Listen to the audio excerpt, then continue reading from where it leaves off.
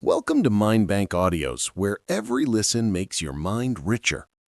In a world overwhelmed by pessimism, where people linger in examining the problem without moving towards a solution, this book arrives as a practical guide that places solutions at the core of thought and action. It redirects mental energy from the vortex of worries to a series of focused, impactful procedures. The book adopts an actionable approach that connects understanding the root causes of issues with formulating simple, sustainable solutions. It provides mental tools and frameworks that are easy to adapt to various personal and professional situations. Within its pages, you will find real-world examples and concise reflections that help you adopt new habits based on direct action and systematic experimentation, rather than dwelling on unproductive excuses and analyses. Its goal is to give you a clear roadmap that transforms every obstacle into an opportunity for learning and innovation, with a constant focus on small, consecutive steps that lead to tangible, measurable, and repeatable results. Embrace this path with a flexible mind and a sincere desire to apply the concepts to witness how solution-oriented thinking evolves into a lifestyle that achieves sustained progress. Chapter 1. Establishing a Solution Mindset. The journey of psychological and practical change begins by building a solid foundation for the mindset that prefers solutions over drowning in the seas of the problem. The core idea here isn't to ignore the problems or diminish their pain, but to shift attention and effort from continuously cycling through the problem to investing that energy in practical choices that lead to tangible improvements. The start requires explicit awareness of your current thinking pattern. What usually attracts your efforts? Do you tend to analyze the cause and sip on the tea of repeated questions, or do you immediately think of the first executable step? Recognizing this tendency allows you to design strategies that redirect attention. The second step involves simplifying the cognitive framework. A mind facing a big problem tends to exaggerate and overcomplicate it, accumulating obstacles in thought. Therefore, we must train ourselves to deconstruct the dilemma into small, workable parts. This deconstruction must be practical, not merely theoretical. Choose one part you can handle within a day or a weekend. When you succeed in a small change, it generates momentum that boosts confidence and reduces the fear of the overall problem. Third, adopting a measurable and time-bound success criterion.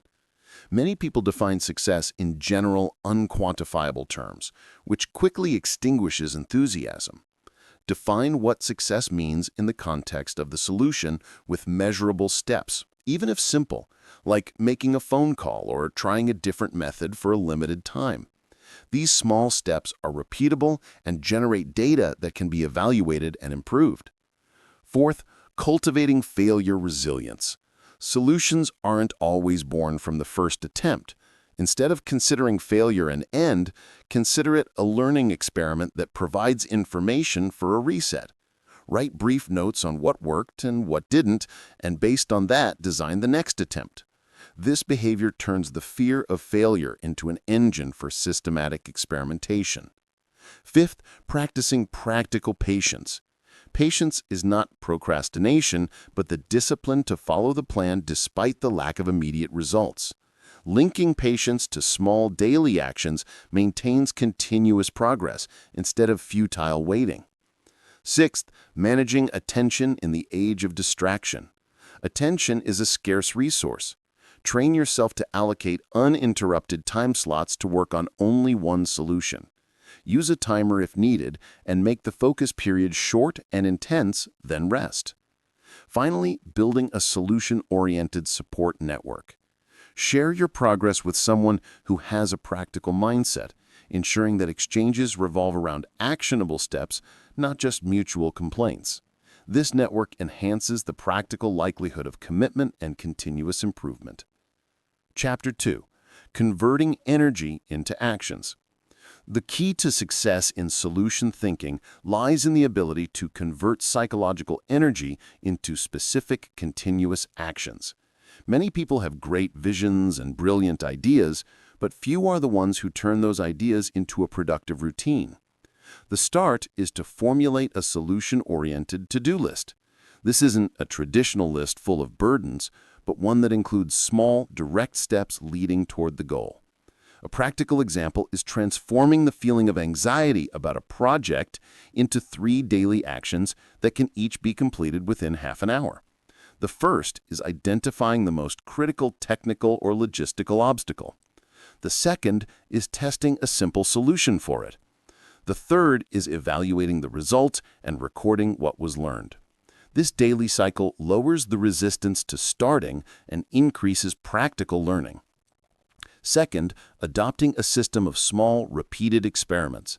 Instead of waiting for a complete plan, start with a mini-experiment that doesn't require many resources. These experiments provide quick information and reduce risk. If an experiment doesn't succeed, it simply becomes another piece of information, not a total failure. Third, adapting time to the benefit of solutions is the third element of this chapter. Focus your high productivity hours on tasks with a direct impact. Reduce unnecessary meetings and tasks that consume energy without return. Fourth, using the principle of actionable priorities. Instead of arranging tasks only by urgency, arrange them by the ability of each action to achieve tangible progress in a short period. Chapter 3. Mental Tools for Solutions.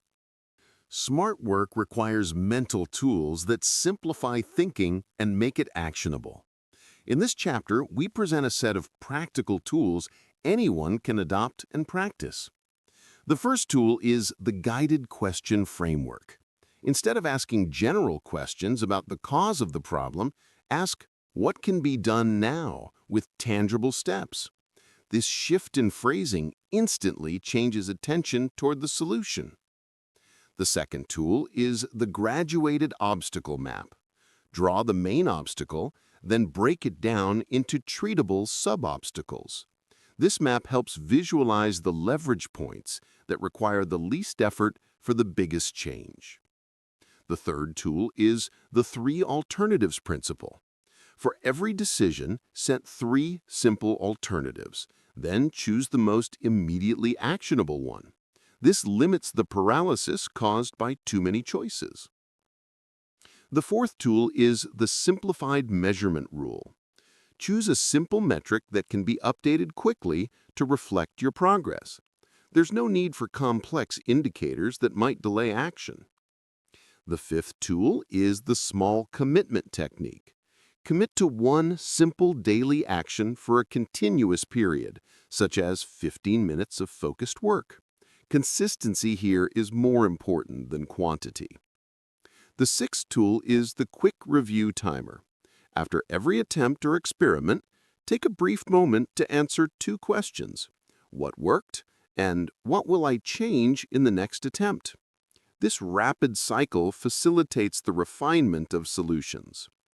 The seventh tool is using practical narrative. Write a short story about the solution as if it has already succeeded. This helps the mind visualize the outcomes and motivates the necessary steps to achieve them. Finally, the smart delegation tool. Not every solution must be executed by you. Learn how to delegate small parts of the work to those around you with simple criteria for measuring results, so your focus remains on the most impactful decisions. Chapter 4. Communication for Solutions. Effective communication is a decisive factor in turning ideas into results. If you can't explain the solution simply, you won't get the required support or resources. Start by formulating a short solution message that summarizes the problem, the first possible step, and the expected outcome. This approach makes it easy to involve others. Secondly, use the language of solutions instead of the language of problems in discussions. People respond more readily to clear formulations of steps than to long recitations of causes. Third, build a culture of constructive feedback. Teach your team or those around you to offer practical comments focused on improvement, not on placing blame. Fourth, practice active listening. Listen to others' suggestions with the aim of extracting what is practical from them, regardless of how they are presented. Fifth, agree on simple success indicators. When a team shares a clear definition of what success means, collective effort moves toward executing consistent steps. Sixth, adopt the language of experiments. Encourage people to view initiatives as adjustable experiments rather than final decisions. This lowers resistance and increases participation. Finally, build an early success narrative. Celebrate small victories and share them quickly to generate momentum and greater support for the following stages. Chapter 5. Making quick and effective decisions. Effective decision-making is a skill that can be honed.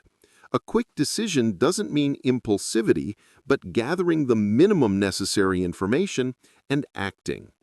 Start by precisely defining the required decision and phrasing it as a practical question. What step, if accomplished today, will move the matter forward? This shift helps overcome prolonged analysis. Secondly, use the principle of 3 alternatives. Don't seek perfection. Choose between 3 simple options and test one of them. Third, establish a mechanism for quick risk assessment. Identify 3 potential risks and simple plans to mitigate them, avoiding getting lost in a long list of possibilities. Fourth, allocate a limited time for decision-making based on the matter's importance. This prevents hesitation and the desire to gather unnecessary information. Fifth, decide to commit to the decision for a specific duration before reevaluation. Regular reevaluation is better than a long wait before execution. Sixth, include an experimental decision as a legitimate option. Many decisions can be converted into short experiments that reduce risk. Finally, document your decision simply and share it with those whose execution it affects. Clarity in communication increases the likelihood of execution and reduces misunderstandings. Chapter 6. Building Solution Habits. Sustainable success in practical thinking relies not on temporary enthusiasm, but on building established habits that over time transform into a lifestyle. A habit is an action that is repeated until it becomes automatic, and therein lies its power to drive the solutions engine without draining mental energy. The start is choosing a small habit directly linked to a solution mindset, such as writing down one actionable step every morning. This simple action programs the mind to initiate action, not just analysis. Secondly, use the linking principle. Connect the new habit to an existing behavior. If you drink coffee in the morning, link the habit of writing the solution to that moment. This linkage reduces resistance to change. Third, make the habit visible. Use visual reminders like a sticky note or a daily journal to remind you of the step. Fourth, reward yourself for simple achievement. The reward doesn't have to be material. It could be a feeling of accomplishment or a deliberate moment of relaxation. Fifth, make the habit easy to execute. The more complex the habit, the higher the probability of abandoning it. Focus on simplifying it as much as possible. Sixth, find a habit partner who shares the commitment and reminds you when you falter. Having another person increases commitment. Seventh, be flexible when failing. If the habit is broken for a day or two, return quickly without self-blame. Consistency is more important than perfection. Finally, monitor your progress periodically by recording your small achievements. Over time, these habits will transform into a solid foundation that automatically propels you towards solution thinking. Chapter 7. Managing Emotions for the Solution. Emotion is a double-edged sword. It can motivate action, but it can also impede progress if not managed wisely. The pivotal point is transforming emotions into fuel for solutions instead of letting them become an additional obstacle. The start is awareness of emotions without resistance. When facing anxiety or anger, notice its presence and briefly write down what you feel. This observation reduces the emotion's dominance and makes it clear and contained. Secondly, reframe the emotions. Instead of seeing anxiety as an enemy, view it as a signal that something needs to be addressed. Anger might be evidence of the importance of an issue that requires practical direction. Third, practice breathing and focus techniques to maintain mental clarity under pressure. A few minutes of deep breathing or meditation suffice to regain control of the trajectory. Fourth, turn emotions into action plans. If you feel frustrated by delayed results, list small steps to boost progress. If you feel overwhelmed by the volume of work, divide it into smaller, controllable stages. Fifth, seek a positive emotional support source, whether a close person or a small group, that encourages you to pursue solutions instead of magnifying the problem. Sixth, train yourself to practice daily gratitude. Recording 3 positive things at the end of the day maintains a positive mindset that supports practical thinking. Seventh, make emotions an indicator, not a controller. Listen to your feelings, but don't let them solely determine your path. Finally, develop the ability to rejoice in small victories. This feeling generates positive emotional energy that enhances perseverance toward bigger solutions. Chapter 8. Resilience in the face of challenge. Resilience is the ability to rise and continue despite obstacles and setbacks, and it's an essential element of a solution-focused mindset. The start lies in adopting the conviction that challenges are not the end of the road, but a natural part of the growth journey. When this understanding changes, failure becomes a temporary event, not a permanent identity. Secondly, use the alternatives principle. If one door closes, look for another, or build a new one. Thinking about multiple alternatives opens up options you didn't see under the pressure of the obstacle. Thirdly, practice gradual adaptation. Don't stick to a rigid plan. Constantly adjust it according to new data. Fourthly, set short-term goals to overcome major shocks. A small step is closer to achievement and grants a sense of control. Fifthly, look for learning lessons within every challenge. Ask yourself what skill or knowledge you gained despite the difficulty. Sixthly, maintain your physical and mental health. Good nutrition, exercise, and sufficient sleep strengthen your ability to withstand pressure. Seventhly, stay surrounded by positive people who reinforce the spirit of challenge and do not drown you in despair. Finally, view challenges as opportunities to develop creativity. Many great innovations were born under the pressure of difficult circumstances, and resilience is the bridge that transports a person from the moment of shock to the space of renewed solutions. Chapter 9. The Power of Focus in Creating Solutions. Focus is the weapon of the practical mind that directs energy and prevents its dissipation into paths that don't serve the goal. Many people know what they want, but get distracted among dozens of priorities until they lose momentum. The solution lies in directing attention towards a single task in each phase. The start is to identify the most impactful priority, that step which, if accomplished, will lead to significant changes in the rest of the path.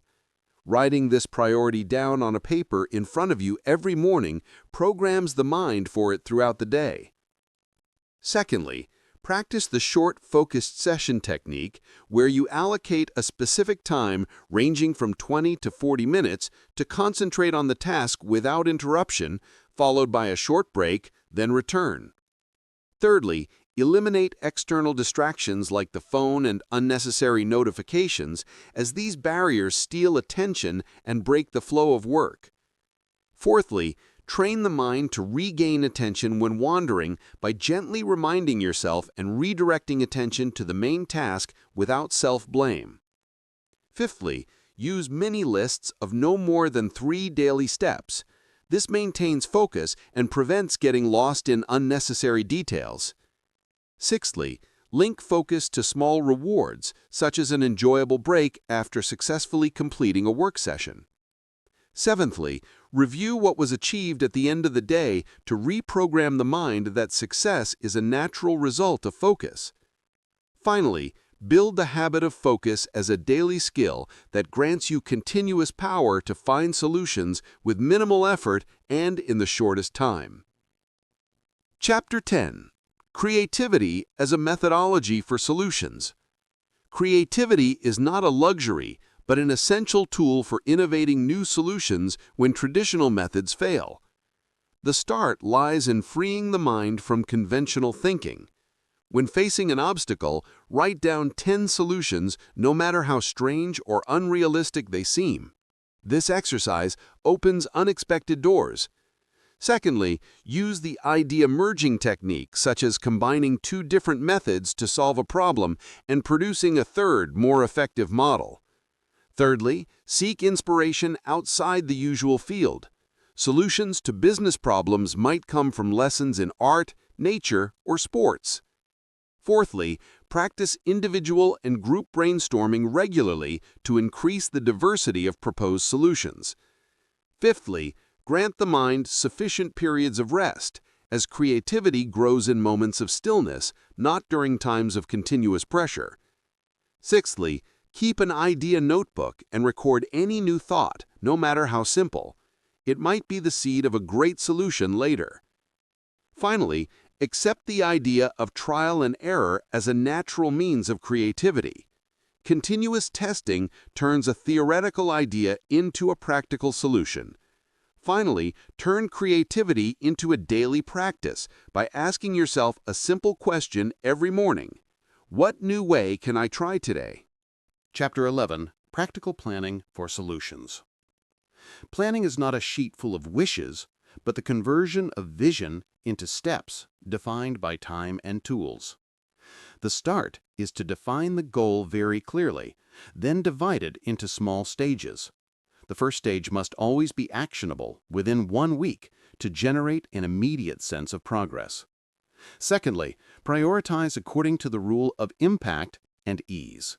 First, choose what achieves the greatest result with the least effort. Thirdly, allocate resources precisely, whether time, money, or knowledge. Resources should not be distributed randomly. Fourthly, establish clear measurement criteria for each stage so you know if you are actually progressing or spinning in a closed circle. Fifthly, review and update the plan periodically based on developments. Rigid plans can become a burden if they don't change with circumstances. Sixthly, anticipate potential obstacles and set alternative plans for them so you're not surprised when they occur. Seventhly, link planning to a daily habit, such as a short review before bed or writing a summary of goals at the start of the day. Finally, realize that effective planning is not an end in itself, but a means to simplify the path to solutions and turn dreams into practical achievements. Chapter 12. Solution-Oriented Leadership. Leadership is not a position. It is the ability to direct oneself and others towards a positive path. A solution-oriented leader is characterized by focusing on potential, not obstacles, and on steps, not excuses. The start lies in leading oneself first, with discipline and commitment, for one cannot give what one does not possess. Secondly, being a role model in converting challenges into opportunities by making quick, practical decisions. Thirdly, possessing the skill of motivating the team to see solutions, not obstacles, through positive language and a clear vision. Fourthly, distributing tasks intelligently so that each person is placed in a position that highlights their strength. Fifthly, listening closely to the team's ideas and extracting what is practically applicable. Leadership is not imposing an opinion, but managing human resources. Sixthly, encouraging a culture of continuous learning from mistakes, so that failure becomes a step toward improvement, not a dreaded shame. Seventhly, celebrating small achievements to boost morale and build collective confidence. Finally, building a network of supportive relationships, both inside and outside the team, because a solution-focused leader realizes that success is a collective, not individual project. Chapter 13. Self-discipline as a path to solutions. Self-discipline is the backbone that supports the solution mindset and converts ideas into tangible results. The mind cannot innovate, plan, or lead unless its owner possesses the ability to control and continuously direct themselves toward the correct actions. Discipline is not a restriction, it is freedom, because it liberates the individual from randomness and places them on a defined, clear path. Achieving discipline begins with keeping the small promises an individual makes to themselves. Every fulfilled promise builds internal confidence, making solutions closer to realization. Discipline means waking up on time, completing tasks by their deadlines, and the ability to continue despite the absence of momentary motivation.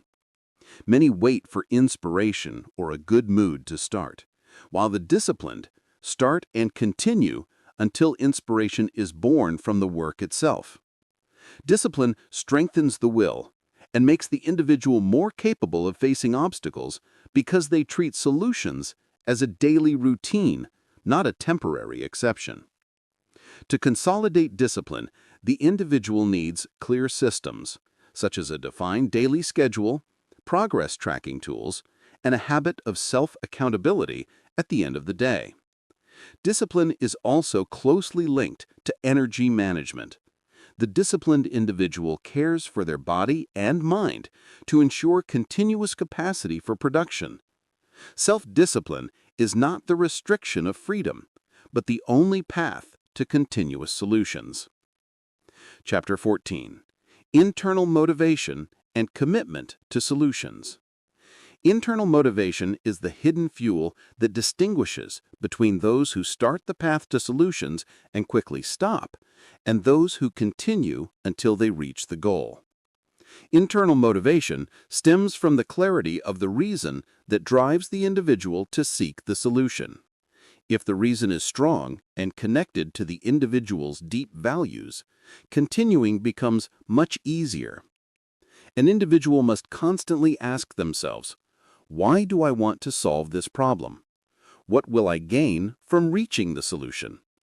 These questions reconnect the daily effort with the larger purpose and provide the necessary energy to face challenges. Internal motivation is also enhanced by clearly visualizing the final outcome. The more the individual can imagine themselves having achieved the solution, the greater their psychological strength becomes. Commitment to solutions requires the motivation to be internal rather than external, because external encouragement may cease at any time, while self-drive remains present. This drive can be fostered by writing down goals daily and maintaining a list of small accomplishments that remind the individual of what they have already achieved. Celebrating partial successes also increases the strength of internal motivation. The individual committed to solutions does not stop at the first obstacle. Instead, he finds in every small step evidence that he is moving in the right direction. From here, internal motivation and commitment become two sides of the same coin, leading the individual to achieve real results. Chapter 15. Time management for achieving solutions. Time is the fairest resource among humans. No one has more than 24 hours a day, but the difference lies in how it is invested. Smart time management is the foundation for applying any solution in reality. An individual who wastes time on marginal tasks will not find an opportunity to progress, no matter how great their ideas are. Solutions need an organized environment and a clear schedule. The first thing to do is clearly define priorities. Working on what is essential and impactful is more important than being preoccupied with what is urgent but unimportant. Then, the day should be divided into periods dedicated to focused tasks without interruption, interspersed with short breaks that restore energy.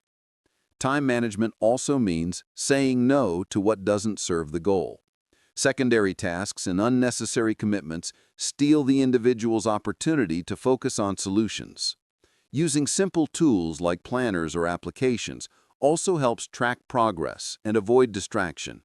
Success comes not from the quantity of hours, but from the quality of their investment. One can achieve in one focused hour what they cannot in a full day of scattered work. Time is the vessel for solutions. If managed wisely, results are achieved quickly, and if wasted, all attempts vanish. Chapter 16. Building practical support networks. An individual cannot walk the path of solutions alone. Cooperation with others provides energy, knowledge, and experience that individual efforts cannot provide. Building a practical support network means choosing the right people who have a positive mindset and focus on results. This network is not just a social circle. It is a source of motivation, guidance, and backing. Having individuals who encourage you to continue and provide constructive feedback significantly increases the probability of success. The network also provides a different perspective. Others may see solutions or alternative methods that you miss. It is important that the relation in this network is built on exchange, so you support others as they support you. This network can include colleagues, committed friends, or mentors with deeper experience. Participation in knowledge communities or small groups with shared goals also gives a sense of belonging and reduces the burden of the individual path. The strength of the network is not in its size, but in its quality. Two people committed to solutions can be more impactful than dozens of pessimists. The individual who builds a practical support net is more able to continue and more prepared to face obstacles, recognizing that solutions are not built in isolation, but grow in an environment of shared cooperation and encouragement. Chapter 18. Measuring and cementing solutions for continuity. Achieving an effective solution does not just mean reaching it once, but ensuring its survival and development over time. Therefore, the success of solution-focused work is linked to precise mechanisms for measuring performance and cementing practices that have proven effective. The measurement process begins with defining simple and clear indicators that reflect progress in results, not just activity. Choosing metrics that are observable and quickly updated speeds up the learning cycle and gives work teams real evidence of what is working and what needs adjustment. Then, a habit of short periodic reviews is established, focused on reading these indicators and discussing steps for reinforcement or modification based on factual data. Cementing solutions also requires documenting successful procedures in a practical format that is easy to transfer and replicate. This documentation does not need to be complex. It only needs to include the goals, steps, criteria that have proven useful, and lessons learned. Knowledge transfer among individuals within the organization or among team members ensures the solution continues even when personnel change. Building a simple library of experiences and experiments facilitates the reproduction of successes and reduces the repetition of mistakes. An equally important part of measurement is reinforcing practices by linking them to a daily or weekly routine, making continuity natural, not an extra task that is forgotten. This linkage can take the form of quick sessions to review achievements or simplified work models filled out immediately after each task to feed the knowledge base. Cementing also requires celebrating small achievements, sharing success stories, and focusing on their practical impact. Appreciation reinforces individuals' motivation to maintain successful practices. Monitoring contextual factors that might affect the solution is an essential preventive step. Variables that could diminish the solution's effectiveness over time must be tracked, and modification scenarios planned to suit those variables. Investing in continuous training enhances the team's ability to maintain and develop solutions. as fixed solutions can erode if the accompanying skills do not evolve. To ensure measurement integrity, transparency and accuracy in data collection are crucial. Misleading indicators could lead to cementing ineffective practices. Activating rapid feedback loops between those executing the solution and those affected by it accelerates course correction and makes cementing a dynamic, interactive process.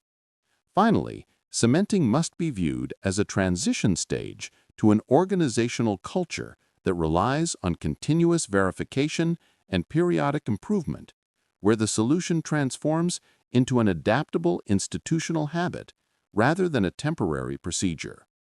With this vision, measurement and cementing become a guarantee for the sustainability of results and the conversion of individual solutions into a systemic capacity based on learning and methodical practice.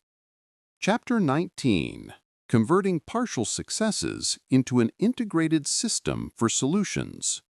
Achieving limited success in a project or initiative is not the end of the road, but the beginning of a crucial phase that requires transforming those partial successes into an integrated operational system that guarantees their repetition and expansion of their impact.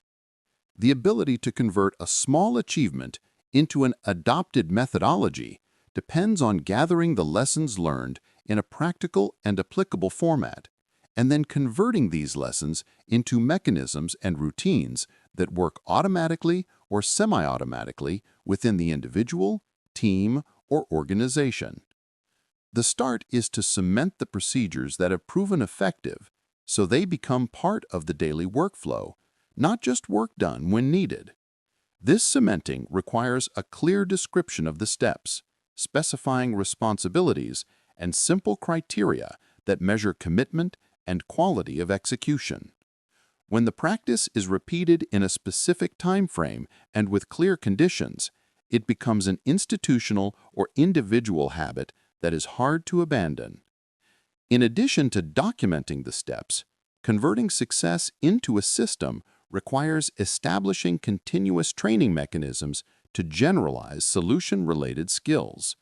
It's not enough for one person to know how to implement the solution.